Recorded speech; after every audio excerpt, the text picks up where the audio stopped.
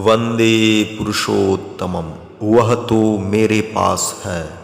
स्वर्गीय प्रकाश चंद्र बसु की पत्नी सैलबाला माँ अपने परिवार के साथ देवघर सत्संग आश्रम में रहती थी। उनका बेटा पलटू कलकत्ता में पढ़ाई लिखाई करता था। एक बार वह छुट्टी में देवघर आने पर बहुत बीमार पड़ गया। डॉक्टर प्यारीदा उनको देखने आए। प्यारीदा जांच वगैरह करके चुपचाप लौट गए। किसी को उस समय तक कुछ समझ नहीं आया क्या हुआ है। सैलबाला माँ को ठीक पता चल गया कि पलटू अब इस दुनिया में नहीं है। सैलबाला माँ बाथरूम में जाकर अंदर से दरवाजा बंद कर दी। अचानक सुशीला माँ एवं सरोजिनी माँ दौड़े दौड़े आई।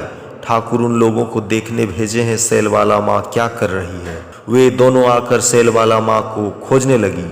पता चला सैलबाला माँ बाथरूम में अंदर से बंद है। बाथरूम का दरवाजा तोड़कर सैलबाला माँ को बाहर निकाला गया। घर में कोई भी नहीं समझ पाए थे कब सैलबाला माँ बाथरूम में अंदर जाकर सलाइन की बोतल तोड़कर उसका चूर्ण बनाकर रखी थी। उसे खाकर वह अपना प्राण त्यागना चाहती थी। स्वयं जिंदा रहते हुए अपने बेटे की मृत्यु का दर्द सहन नहीं कर पाएगी। जिन लोगों को ठाकुर भेजे थे वे दोनों सैलबाला माँ को ठाकुर के पास ले गई। ठाकुर सैलबाला माँ से बोले, तुम वैसा क्यों कर रही थी?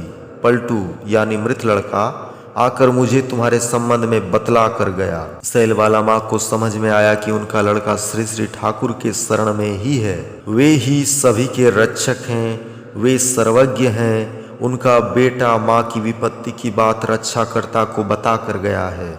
उस गंभीर शोक में भी सैलबाला माँ को सांत्वना मिला। समझ में आया हम लोग सभी उनके पास से ही आते हैं और पुनः उनके शरण में ही लौट जाते हैं। इस घटना के कुछ दिनों बाद एक रात पलटूदा की बहन शेफालिका घोष सपने में पलटूदा को देखी। पलटूदा एक सुंदर बगीचे में सर को कपड़े में ढक कर बैठे हुए हैं। बगीचे में अच्छे अच्छे फल झूल रहे थे। शेफालिका पलटूदा से फल मांगी। पलटूदा बोले, यह फल नहीं दे सकते हैं क्योंकि यह फल ही हम लोग खाकर रहते हैं। ये कहकर घर के एक निर्दिष्ट जगह को बतलाते हुए बोले, वहाँ पर 19 रुपये रखा हुआ है, वह ठाकुर प्रणामी है, उसे ठाकुर को ही देना। ठीक इसके दूसरे दिन ही पशुपतिदा नामक एक व्यक्ति उनके घर जाकर पलटूदा की माँ से बोले, ठाकुर मुझे भेजे हैं। पलटू ठाकुर को बोल कर गया है घर में 19 रुपये रखा हुआ है, वह ठाकुर के लिए रखा है। तब पलटूदा की बहन शेफालिका अपनी माँ से रात के सपने के बारे में बोली। उस निर्दिष्ट जगह में देखा गया 19 रुपये ही वहाँ पर रखा हुआ था। वह रुपया पशुपतिदा के माध्यम से ठाकुर के पास भेजा गया।